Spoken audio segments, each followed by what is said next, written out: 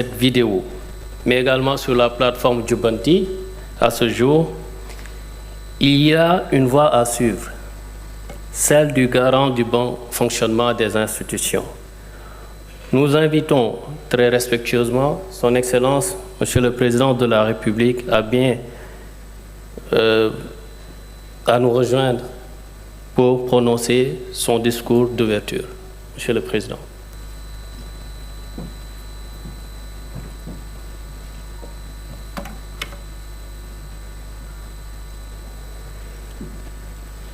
Monsieur le Président de l'Assemblée nationale, Madame la Présidente du Haut Conseil des collectivités territoriales, Monsieur le Président du Conseil économique, social et environnemental, Madame la Présidente du Haut Conseil du dialogue social, Monsieur le Président du Conseil constitutionnel, Monsieur le Premier Président de la Cour suprême, Monsieur le Procureur général près la dite Cour, Mesdames, Messieurs les anciens chefs de juridiction suprême, Monsieur le Médiateur de la République, Messieurs les officiers généraux, Monsieur le Président de l'Union des magistrats du Sénégal, Monsieur le bâtonnier de l'Ordre des avocats, Mesdames, Messieurs les membres de la communauté universitaire,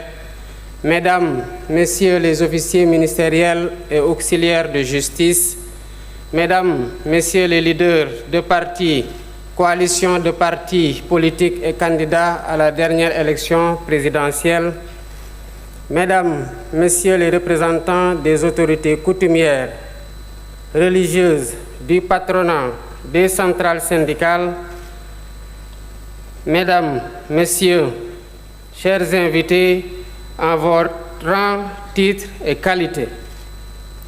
Je tiens tout d'abord à exprimer ma profonde gratitude à chacun d'entre vous pour avoir répondu favorablement à notre invitation à l'occasion de cette journée nationale du dialogue. Cette cérémonie qui nous rassemble s'inscrit harmonieusement dans nos vieilles traditions socio-culturelles de dialogue que nous perpétuons au sein de nos familles et de nos communautés. Fidèle à cet héritage de longue date, j'ai tenu à maintenir dans le calendrier républicain la date symbolique du 28 mai consacrée au dialogue national. En accord avec l'esprit de mon discours d'ouverture, de mon discours d'investiture, de mon message à la nation à l'occasion de la fête de l'indépendance et de mes orientations au Conseil des ministres du 9 avril, je réitère aujourd'hui la priorité élevée que j'accorde à la concertation comme mode de gouvernance des affaires publiques. Je demeure en effet convaincu que la vertu préventive du dialogue en temps de paix éloigne les spectres de la tension et favorise les dynamiques consensuelles, consolidant ainsi notre démocratie et assurant la stabilité indispensable au développement économique et social dans l'intérêt supérieur de la nation. Dialoguer en temps de paix, en partageant la part d'humanité qui existe en chacun de nous, est un examen à l'aune duquel une nation mesure sa grandeur. C'est tout le sens de cette journée, dont le thème porte sur la réforme et la modernisation de la justice. La problématique et l'urgence d'y faire face nous interpellent tous au-dessus de toute considération partisane. La diversité des acteurs ici présents en témoigne éloquemment. De plus, pour faire de cette concertation un cadre inclusif le plus large possible, nous avons lancé le 23 mai la plateforme Jubanti comme Vox Populi pour recueillir les contributions citoyennes. Sa gis-gis ci doxalinu yoon.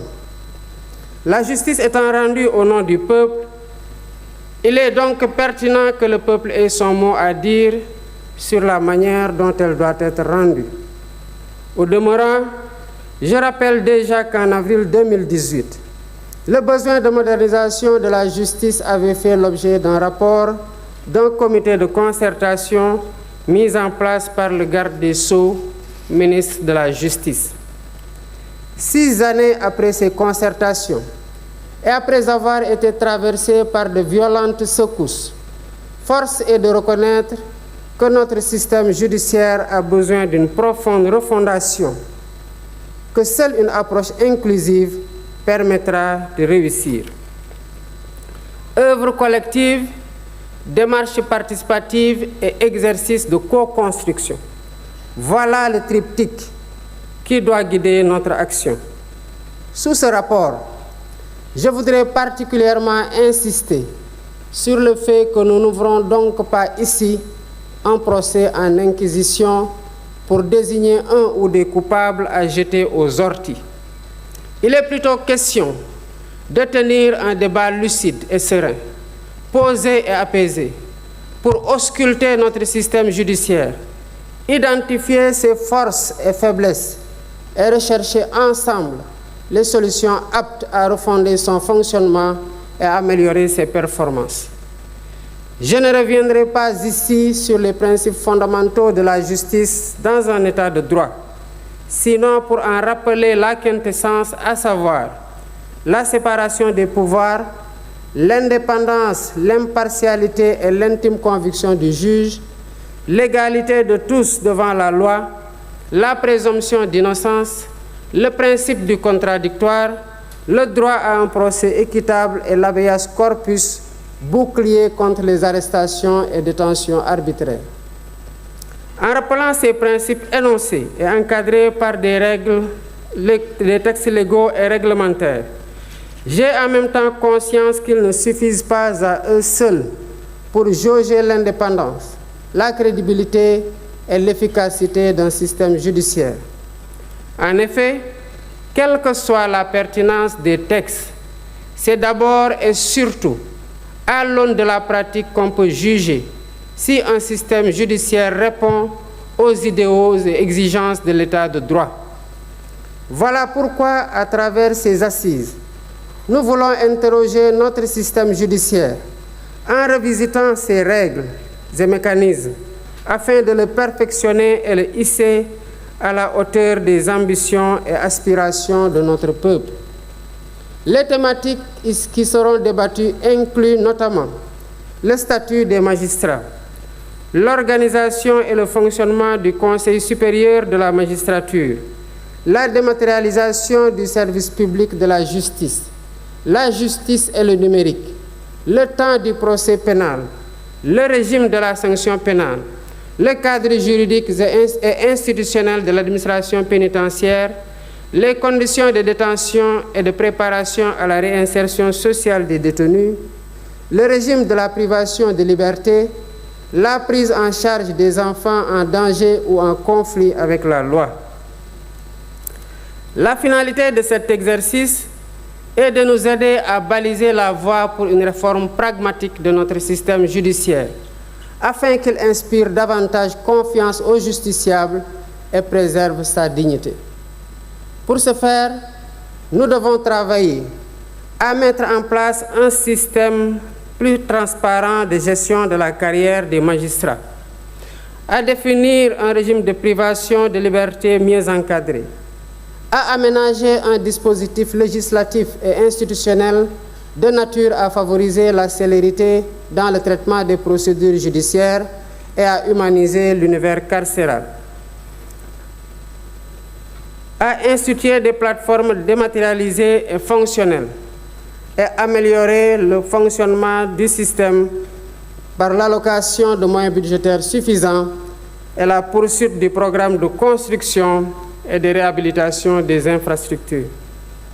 Il convient aussi de rappeler que pour bâtir l'état de droit que nous voulons, la réforme et la modernisation du système judiciaire ne doivent pas seulement se limiter au volet pénal, qui, il est vrai, polarise plus notre attention collective.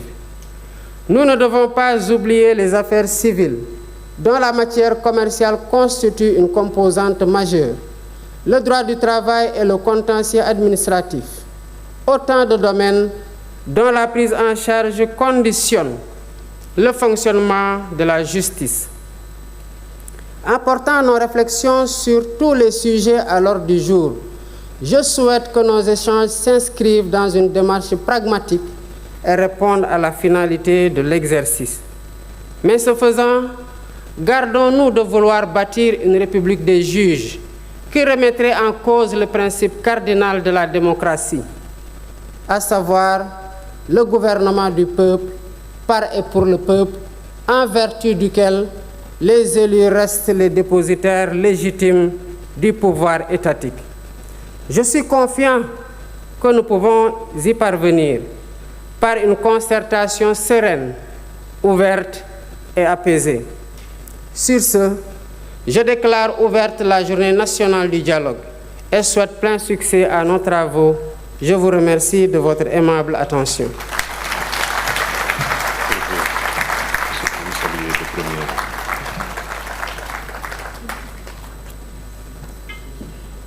Merci, Excellence, Monsieur le Président de la République. Nous invitons l'assistance à rester sur place le temps de permettre Son Excellence, Monsieur le Président de la République, de se retirer.